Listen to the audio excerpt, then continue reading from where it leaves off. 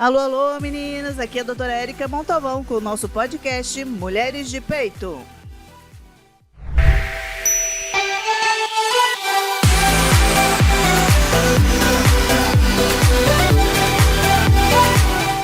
Alô, alô, meninas! Alô, alô, galera! Porque agora eu sei que a gente tem um público masculino junto, visualizando nossas gravações e ouvindo no Spotify também.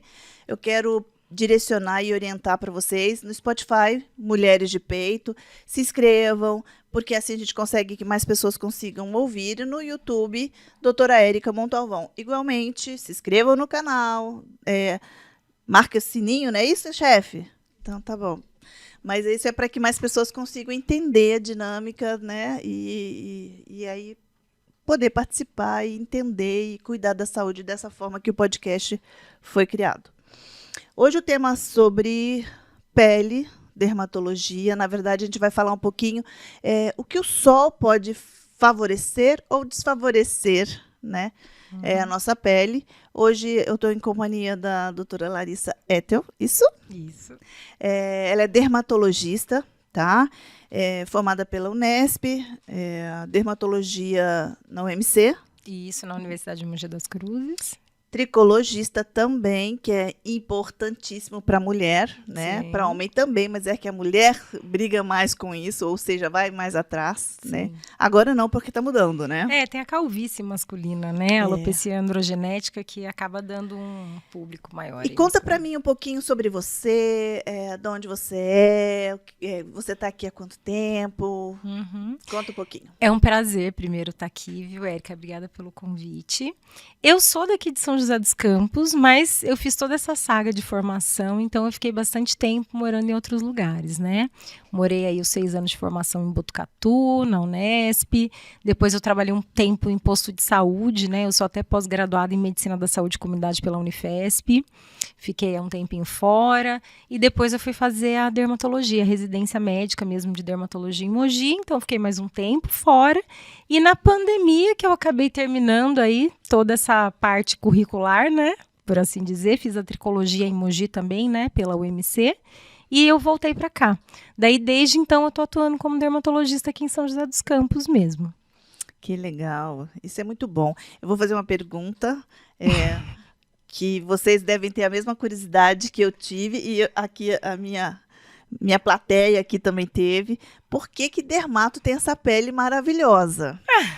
É cuidado, né, Érica? Coisa que a gente vai discutir hoje, mas é cuidado. Hoje, um dos temas que a gente se propôs a conversar, na verdade, que os cuidados que a gente deve ter nesse verão, né? Porque o Brasil é um país de sol, muito sol, tanto no verão quanto no inverno, e é um sol forte, né? Então, os principais cuidados que a gente deve ter. Pensando assim, em verão, né, que é o período de maior incidência dos raios ultravioletas, com certeza o primeiro tópico tem que ser protetor solar, né? Tem que ser usado em todas as épocas do ano, mas no verão tem que ter aquele reforço na aplicação, tanto em quantidade quanto no espalhamento, né, em todos os lugares, e na quantidade aí de vezes que vai ser repassado. O ideal seria de 3 em 3 horas, né? O FPS mais alto propicia, às vezes, que a gente prolongue um tempinho mais essa repassada, né, do protetor. Mas protetor solar é o cuidado básico. Com certeza, no verão tem que ter mais ênfase ainda. Uma pergunta que as minhas amigas me fizeram umas caixinhas, né, de perguntas. Sim. E eu respondi mais ou menos, mas lógico que eu preciso sempre de ajuda, porque não é minha área. O fator de proteção, até onde é válido? É verdade que depois de um certo fator de proteção não adianta muito? Essa pergunta é super comum, tá? É uma dúvida que todos os pacientes têm, todas as pessoas me fazem mesmo essa pergunta. O FPS está mais ligado ao tempo que a nossa pele leva para ficar eritematosa. Como assim? Sem protetor, cada pele tem aí um tempo X para ficar vermelhinha, para ficar eritematosa. Então, o número do FPS significa a quantidade de tempo que vai levar para a pele ficar vermelha quando ela passa protetor solar. Então, por exemplo, leva X tempo para ficar vermelha. Se você passa um FPS 15, vai levar 15 vezes X de tempo para a pele ficar vermelha. Então, em tese, a gente preconizado mesmo é 30, o mínimo, e acima disso vai ser o tempo em que o protetor solar ainda está fazendo aquele efeito de proteção.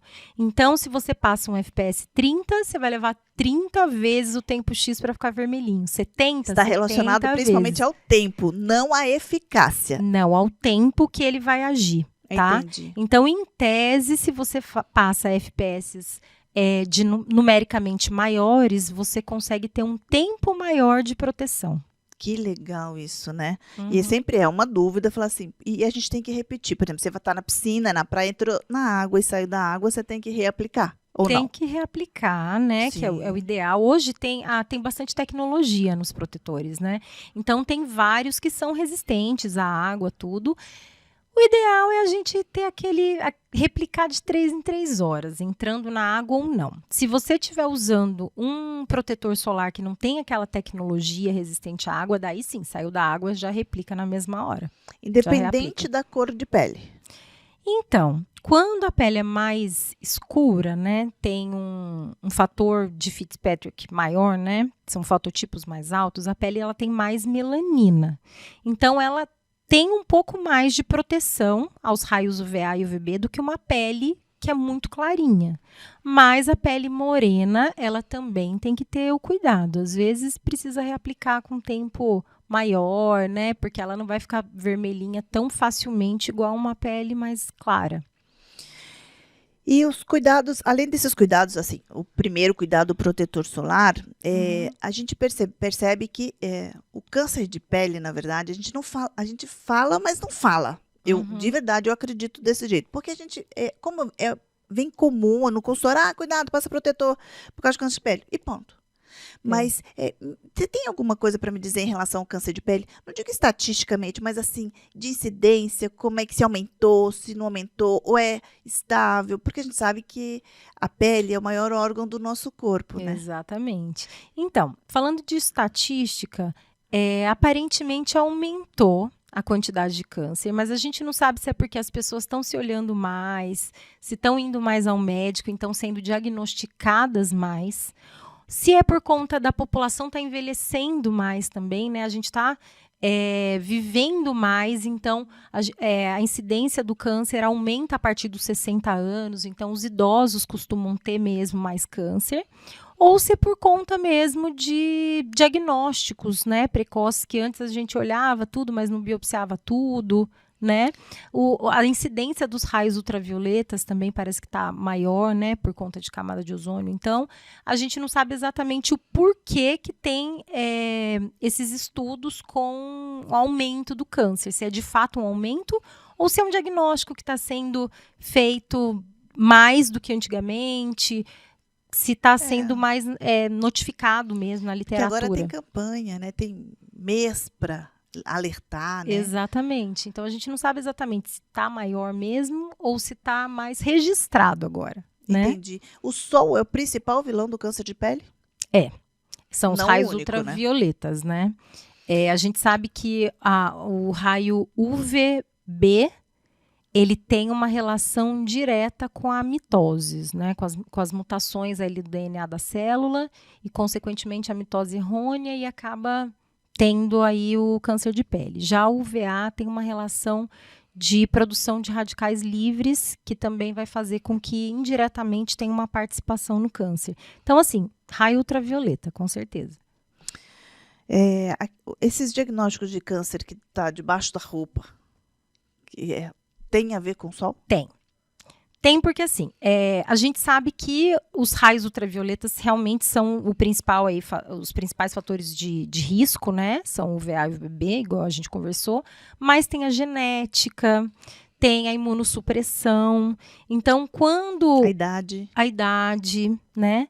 Daí acaba tendo uma maior incidência em regiões que são fotoprotegidas também.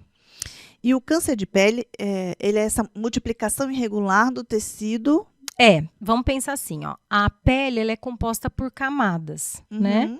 O câncer vai ser sempre ali causado por uma mutação, né, no DNA da célula, e essa mutação vai ser transmitida para as células em divisão e acaba tendo tumor. De acordo com a camada que isso acontece, a célula dessa camada se replicando desordenadamente, né, e rapidamente, formando tumor, que vai dar um tipo de tumor, o nome do tumor. Então, camada basal da pele vai dar o carcinoma basocelular, e assim por diante. Né? Então, nada mais é do que uma divisão acelerada e errônea das células que sofreram ali uma mutação na célula. E existe um público que seja mais acometido pelo câncer de pele? Assim, jovens, idosos, ou só quem está mais exposto, ou só pelo que a gente está conversando aqui, né? Sim, principalmente os idosos. É porque, assim, todos os cânceres têm vários tipos, né? Os principais é o carcinoma basocelular e seus subtipos, o carcinoma espinocelular e seus subtipos, e os subtipos de melanoma. Tem outros, mas esses 3 são os principais, né? Então, quando a gente está falando de câncer de pele mesmo, a gente está falando de uma exposição crônica aos raios ultravioletas e alguns de uma exposição aguda. Só que essa exposição aguda normalmente acontece na infância e na juventude e vai manifestar mesmo câncer lá na idade adulta, tá? Entendi. Então, quando a gente pensa em exposição solar, tanto por razão ocupacional, né? Agricultor, pescador, é um fator de risco. A idade, porque essa mutação, às vezes, ela aconteceu lá na infância, lá na juventude, por essa exposição aguda, mas a manifestação do câncer foi na idade mais adulta, idoso, né? Uhum. Ou até quando o acúmulo dessa exposição solar, né? Principalmente os carcinomas espinocelular tem a ver com a quantidade de UVA e UVB que você foi exposto. Então, na idade, o idoso também é mais acometido. Pessoas que têm imunossupressão também, então, às vezes, transplantados renais e tudo, tem uma incidência maior, porque a gente não consegue ter aquele mecanismo de defesa para já conseguir ver ali aquela célula que teve a mutação e já eliminar, então ela se prolifera e forma o tumor. Albinos, né, que já tem menos melanina, que acaba sendo uma proteção, né, para a célula, né, para o DNA da célula. Nossa, adorei saber que o fator de proteção é pelo tempo, não pela... Eu estou falando isso porque todo mundo pergunta e agora a gente consegue definir melhor. Então, assim, se resolver ficar na praia o dia todo, tem que replicar o uso. Tem que repassar, né? Sim. Tem que repassar porque ele tem aquele tempo de validade, vamos colocar assim. Maior. Se tem que aplicar mais? Não, em tese a gente tem que aplicar uma boa camada tanto no rosto quanto no corpo, né? É que o rosto ele é sempre fotoexposto, né? O corpo a gente tem áreas fotoprotegidas. Vou contar para vocês rirem comigo. Eu passei protetor nos meus meninos, a gente estava na praia, eu tinha acabado de cortar o cabelinho deles bem curtinho, estava maior. Eles queimaram a orelha.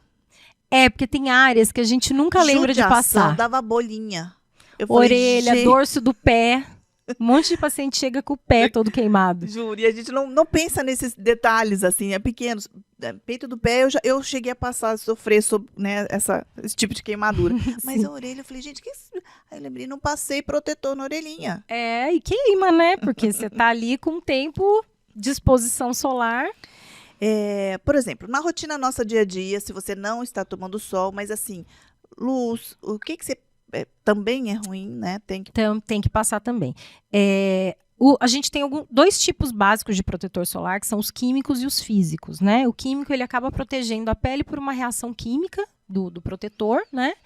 E o físico vai ser por uma reflexão mesmo do UVA e do UVB, né? Ele faz uma barreira física.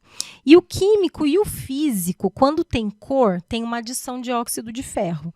O óxido de ferro que vai proteger a nossa pele contra a luz visível. Então, essa luz, essa lâmpada, luz de celular, luz de computador, de televisão, acaba também prejudicando a nossa pele. E a cor do protetor solar vai acabar dando uma proteção a mais quando a gente está dentro. É interessante que o protetor tenha cor no dia a dia. Sim, com certeza. Captaram, tem uma meus proteção amigos. maior, não é só pela estética. Sim, muito legal isso. Eu acho que eu sou adepta há muito tempo, mas lógico que na minha infância não era. Porque foi uma coisa que o pessoal começou a preconizar mais agora, né? Antes tinha aquele culto, vou ficar morena, vou passar óleo no corpo inteiro, ficar no sol, vou passar bronzeador, É né? que eu não gosto de tomar sol, então assim, isso facilitou um pouquinho a minha vida. Eu sou dessa cor, mas é minha mesmo. Uhum. Mas assim, se eu tivesse que ficar no sol, eu ia penar um pouco. Agora, protetor solar e deficiência de vitamina D. O que tem vindo? Se tem relação, se não tem? A gente sabe que tem relação, né? O sol, ele acaba ajudando ali a nossa produção de vitamina D, só que hoje dá muito para a gente ter essa reposição viral, né? Que inclusive você pode ter a sua proteção contra envelhecimento, contra câncer, com seu protetor solar ali tranquilamente, e você pode fazer a reposição de vitamina D via oral, que é o melhor. O câncer de pele, então você me falou, que dá pelo tempo de exposição, né, do sol. Sim, tem tanto o tempo de exposição, tem alguns tipos de câncer que tem mais relação com a exposição crônica. Isso. Por exemplo, carcinoma alguns tipos de carcinoma espinocelular, alguns tipos de carcinoma basocelular. E tem aquele câncer que ele está relacionado à exposição aguda, às vezes até a queimadura que a gente teve. Que às vezes você teve uma queimadura na infância e você vai ter uma chance aumentada de ter um carcinoma basocelular ou até um melanoma na idade adulta. Ou quando você tiver idoso.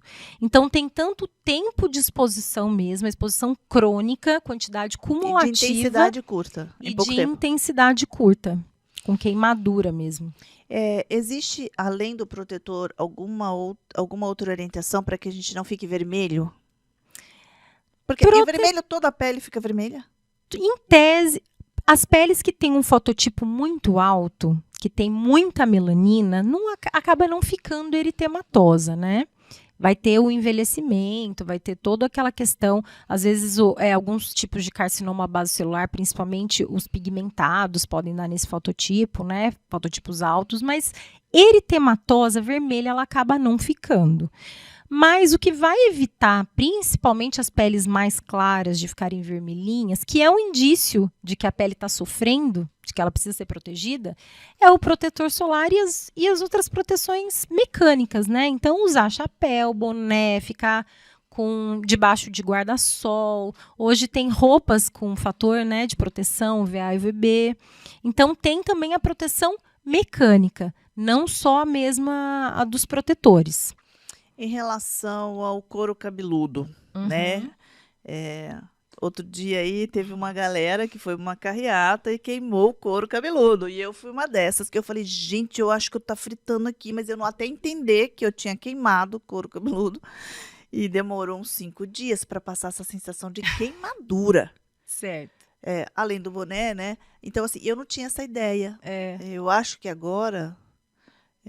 eu já tinha possibilidade disso acontecer antes, foi o que você falou, a camada de proteção da terra tá ruim, tá vindo mais raios, eu expus mais, a minha idade é outra, mas a gente tem que falar que isso existe. Existe. E assim, couro cabeludo é pele, certo? Quando a gente tem bastante cabelo, em tese, a gente tem até uma proteção maior a essa pele, ao couro cabeludo. O cabelo é outra história, ele danifica também com os raios UVA e UVB, mas o couro cabeludo, em quem tem muito cabelo, acaba se protegendo ali por conta dos fios.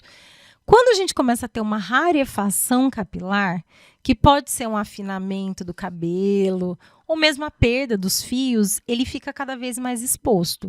Então, sim, tem que usar boné, tem que usar chapéu. E paciente que já tem uma certa calvície, que já tem uma rarefação mais intensa, tem que passar protetor solar no couro cabeludo. É o mesmo que passa no cabelo? Porque tem protetor solar para cabelo, né? Não é protetor, então, como é que a gente fala? Isso é extremamente controverso. Os protetores mesmo de creme, né? Protetor de passar em cabelo não fazem efeito. A gente preconiza mais a proteção mecânica mesmo. Usar chapéu, boné, o protetor solar para cabelo não é eficaz igual para pele, tá? Então, assim, quando a gente vai se expor às intempéries assim, de piscina, de mar, essas coisas, a gente até fala para, às vezes, passar um livinho para fechar a cutícula, né, para proteger a haste ali, mas proteger de outros tipos de agressão, de quebra, né? Porque às vezes você está exposto a sal, a produto químico de piscina, a haste ela vai acabar se quebrando por conta de abertura de cutícula. Sim. Então, para selar um pouquinho mais a cutícula, a gente fala para passar um livinho e tudo. Agora, a proteção contra raios ultravioletas não pro tem. cabelo. Não tem. Ai, Eficaz que não tem. legal, porque assim, sempre ele fala, tem esse protetor para cabelo, já ouvi falar, né? E assim, até na caixinha, você viu que eu respondi algumas coisas e lógico que eu ia trazer para você umas perguntas para você me ajudar. Eu vou responder. Vamos lá. Tem uma pergunta que linka com a gravação, né, do outro podcast, que é treino de corrida. Tá. E assim, eu coloquei a minha resposta como gineco, né, ginecologista, mas eu acho que vale a pena. É verdade que correr cai tudo? Pele, peito? Não, tá? não, de jeito nenhum. É assim, quando a gente fala de exercício físico, vamos para outra parte da dermato, que é o colágeno, né? Que todo mundo adora falar de colágeno, Sim, né? sim. Então, quando a gente faz uma atividade física em excesso, a gente acaba tendo mais degradação do colágeno. Então, mulheres, às vezes, que malham muito, acaba tendo um pouquinho mais de flacidez facial por conta de colágeno, tá? O corpo não tanto, porque às vezes você perde mais gordura, o músculo fica mais ali evidente. Mas não é verdade que cai tudo. É só fazer um bioestimulador de colágeno, dar uma atenção especial para essa parte que tá tudo certo. Muito bem.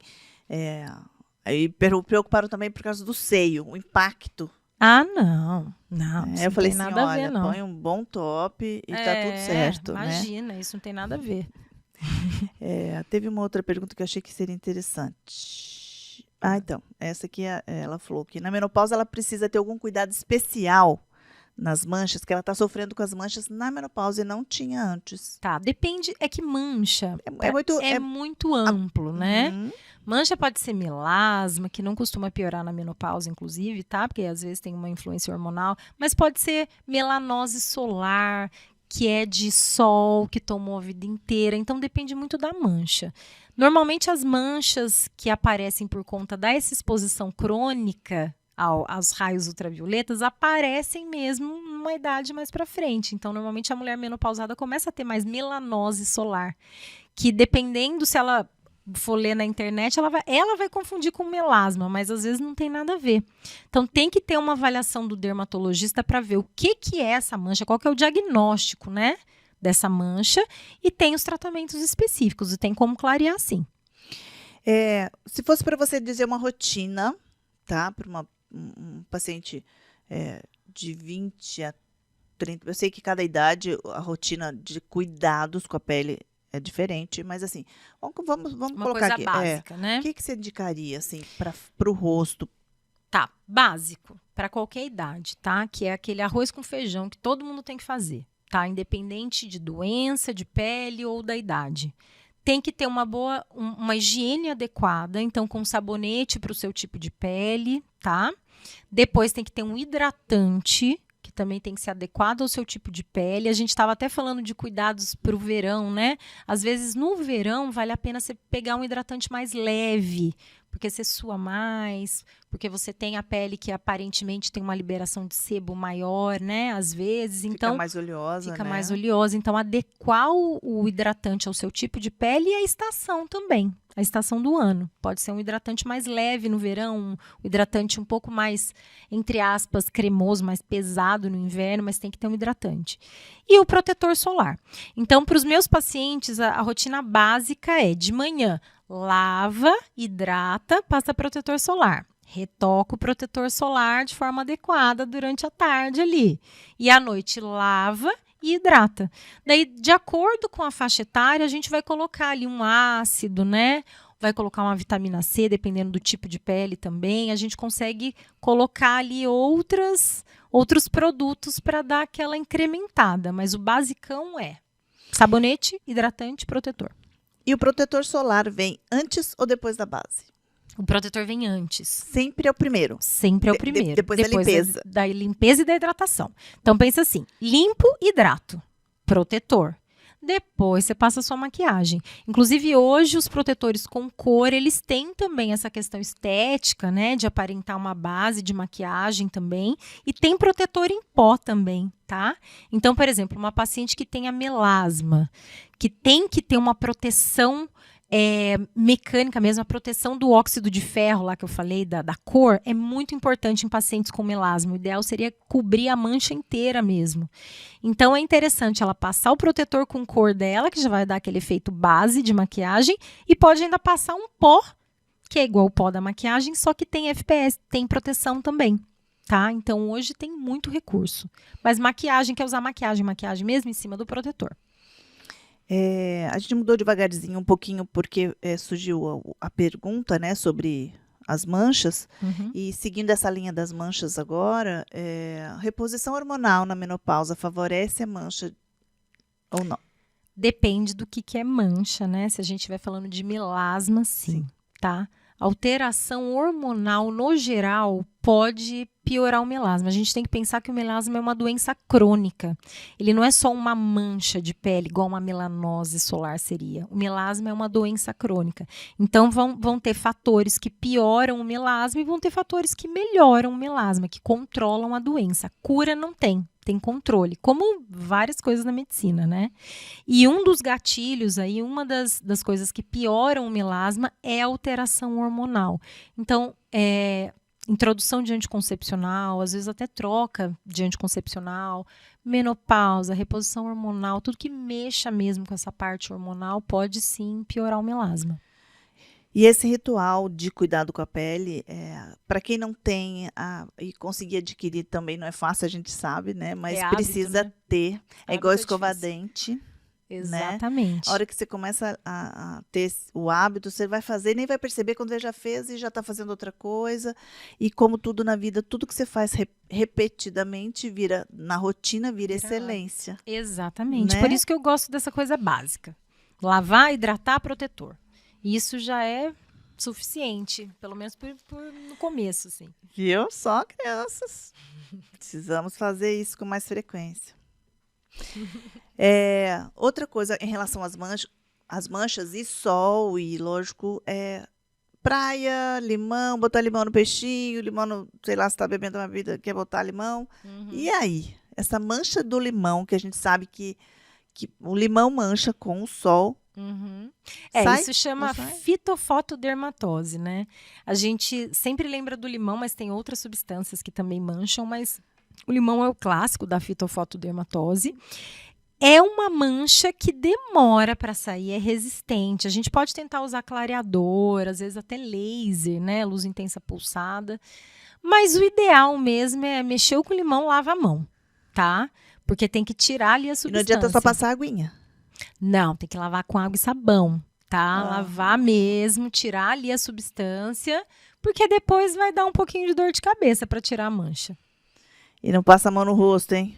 Pelo amor de Deus. O rosto. Em lugar nenhum, mas passar no rosto vai ter um problema por mais tempo, né?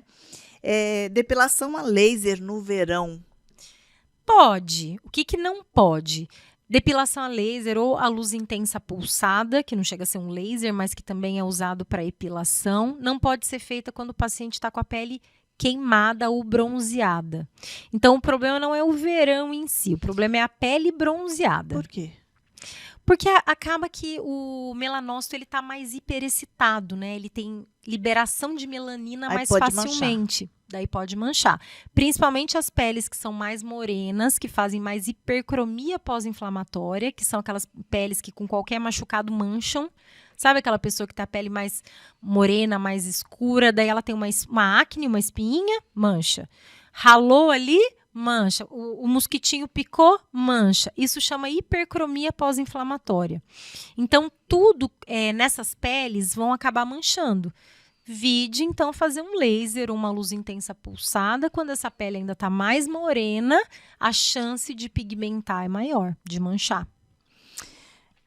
Olha só, um monte de dúvida básica, né? Que a gente fala, comenta, está sendo bem esclarecedora essa conversa. E um paciente que tem um diagnóstico de câncer de pele, já indicado o tratamento, tratou, e pós, algum cuidado especial? Bem, protetor solar ele sempre vai ter que, como todo mundo, né? Mas tem que sempre E a passar, avaliação de repassar rotina, né? a avaliação de rotina, sem dúvida nenhuma, dependendo do tipo do câncer, da onde foi, tem que ser visto até em tempos mais curtos, né, pelo dermatologista. Às vezes tem história familiar, que também é um fator de risco para câncer, tá? Mas é basicamente ir mais um dermatologista também. E não é uma rotina, às vezes, né? E no dermato tem gente, assim, lógico que tem gente que vai com muita frequência, faz tudo direitinho, mas uma grande maioria não tem o hábito, né? Não tem. E o ideal é ir pelo menos uma vez ao ano, né, para que todas as suas lesões de pele sejam avaliadas. Então vamos lá, olha nossa, quanta dica importante. Protetor solar, pelo menos a ordem, né? Limpeza, hidratação, protetor solar. Com cor ou sem cor? Exatamente. Olha, tô aprendendo, hein, gente? Na praia, piscina, sair no sol, expôs há mais tempo, boné, chapéu. Não adianta, protetor para cabelo, solar para cabelo. A vitamina D. Eu vou falar como gineco, tá? O que eu geralmente oriento? Gente, são 10 minutos, 15 minutinhos no sol, não precisa ser o dia inteiro para ativar a vitamina D. Sim, exatamente. Então, assim, não é uma... E na dúvida, não tá conseguindo? Tem a Toma. opção de tomar, entendeu? Hoje tem spray, então né? você sabia que de Super spray legal. Eu fui saber isso recente. Para minhas crianças, eles adoram. Eu falei, abre a boca. Eu faço meus meninos assim. E tem a cápsula, tem o comprimido. Então é isso, a gente tem que repor. Todo mundo tem que repor, eu acredito, e assim, porque a maioria das dosagens nossas estão vindo baixas. A maioria. Dentro da normalidade, mas no limite mínimo. Exatamente. E isso varia muito também, né? Tem hora que eles falam, tem que ser acima de 20, tem que ser acima de 25, acima de 30. Normalmente a gente orienta. O valor de referência hoje é 20, tá? Na verdade, a vitamina D não é uma vitamina, é um hormônio, a gente chama de vitamina, e ficou e pronto, não conseguimos mudar mais, mas ele é um hormônio, para que todo mundo saiba. E o valor de referência é acima de 20 da normalidade, mas eu costumo dizer que nós mulheres somos inflamadas, funcionamos como grupo de risco, de 30 a 60 tá tudo certo. Eu também gosto de 30 a 60, né? Exatamente. Então eu falo assim, olha, nós somos inflamadas, a menstruação é uma inflamação, então assim, vamos trabalhar. Não tem problema com uma margem de segurança maior, Sim. né? Então eu peço isso para elas e tá tudo certo e elas respondem bem. Descobrimos também que protetor de cabelo não dá certo, não é que não dá certo, não tem ainda respostas né? Como o protetor da pele, não é? E no caso de quando queima o couro cabeludo, daí você pode passar água termal.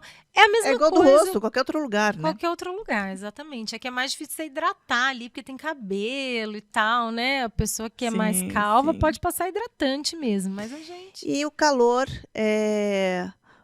a exposição solar intensa, pode causar queda de cabelo? Só se tiver queimadura, tá? Se queimar o couro cabeludo... Pode machucar essa raiz, Isso, né? daí dá um eflúvio telógeno agudo, né? Uma inflamação é um fator de risco para dar uma queda que chama a principal causa de queda, né? Patológica, não fisiológica, porque a gente acaba tendo uma queda de 15% dos fios diariamente, isso é normal, mas a queda patológica, a principal causa é o eflúvio telógeno agudo. E um dos gatilhos para causar esse eflúvio telógeno agudo é, por exemplo, inflamação. Então, a queimadura no couro cabeludo dá uma inflamação que gera queda. Muito bem, meninas. E deixa eu te perguntar uma coisa, uma pergunta que eu acho que você responde melhor para mim, porque é sua vivência. No seu consultório, qual a maior queixa, a principal queixa? Tem alguma queixa mais comum que os pacientes vêm te procurar? Em relação agora ao verão, tá? A verão, piora do melasma. Isso é batata, assim. A incidência da piora do melasma é gritante. O melasma, assim, como a gente está falando para um monte de gente que não sabe o nome correto, o que é o melasma? Então, o melasma, ele clinicamente é caracterizado por manchas escuras na pele, né? O mais comum é ser o facial. Então, assim, na maçãzinha do rosto, né? Que a gente chama de região malar, ao redor da boca, na região da testa. Quando começa a ter esse tipo de mancha, que às vezes está um pouquinho mais clara, às vezes está um pouquinho mais escura, que a gente até comentou aqui com relação à reposição hormonal, clinicamente a gente vê que é um melasma. O dermatologista consegue diagnosticar o melasma. É uma doença crônica que tem vários fatores envolvidos. O principal é a hiperexcitação do melanócito, que é a célula da pele que produz a melanina, que é o pigmento, e que algumas coisas fazem esse melanócito ficar mais excitado e jogar mais melanina para a pele ainda. A gente sabe que tem outras coisas, tá? É uma pele mais envelhecida, tem mais quebra de colágeno. A fisiopatogenia do melasma é muito complexa, tá? Mas essa hiperexcitação é o que norteia mais com essa liberação anômala e desordenada do pigmento da melanina. Então, é uma doença. O paciente que tem melasma tem que ter consciência de que ele tem que estar sempre cuidando, igual uma pressão alta. Sabe o paciente que é hipertenso, que você fala, seu João, o senhor vai tomar remédio direitinho nesse horário. Se ele tomar direitinho e não comer muito sal e não se estressar tanto, ele vai conseguir ter ali os valores pressóricos dele dentro do normal. Mas se no dia, se ele começar a não tomar o remédio direito, se ele começar a comer mais sal, ele vai ter vai descompensar essa pressão dele. O melasma é a mesma coisa. Então, o paciente ele tem que ter controle mesmo, porque é crônico. Não tem cura, né? Tá chegando ao fim da nossa gravação, mas, nossa, adorei, foi bem esclarecedor, eu acho que foi bem objetivo e é exatamente isso que a gente quer para melhorar a qualidade de vida para todo mundo, né? Eu quero te agradecer imensamente ter aceitado esse convite, estar conversando aqui com a gente. Se quiser deixar algum recado para todo mundo que está assistindo, que vai assistir a gente. Gente, verão. A gente tem que ter cuidado com a pele o ano inteiro. No verão, a gente tem que ter um cuidado redobrado, porque a gente falou, né, dessas exposições agudas. Pensar que criança tem que passar protetor solar. A gente sabe que grande parte aí dos carcinomas basocelulares foi uma queimadura, uma exposição solar lá na infância que está manifestando agora com o paciente com 50, 60, 70 anos, né? E tentar aí ter o hábito, não só da rotina skincare, que tem que ser diária, mas de ir ao dermatologista uma vez ao ano, pelo menos, né? Quando você já tem uma doença, dependendo aí do que você trata, ir mais vezes, mas uma vez ao ano vale a pena, porque a pele é o maior órgão. É um órgão, tem que ser tratado como um órgão, né? Tem que ser cuidado. Na verdade, a medicina preventiva tá aí para isso, né? Tá aí para isso. Tratar a gente trata, mas se prevenir não é melhor? Com né? certeza, com certeza. E conta para todo mundo onde as pessoas podem te encontrar, consultório, Instagram. Bem, meu Instagram é doutora Larissa Ethel, E-T-H-E-L. Eu estou atendendo atualmente no Aquários. Para entrar em contato mesmo, marcar consulta, pode ligar no 12 99223 5248. Tem no Instagram também, né? Tem no Instagram também. Lá é mais facinho, mas é 99223 5248. Daí consegue agendar e eu tô à disposição. Foi um prazer. Gostei muito desse bate-papo. Super gostoso, Érica. Prazer foi meu. A intenção é essa mesmo, a gente conseguir melhorar a qualidade de vida de todo mundo com informação fiel e clara, né? Com certeza. Obrigada, viu? Obrigada a você.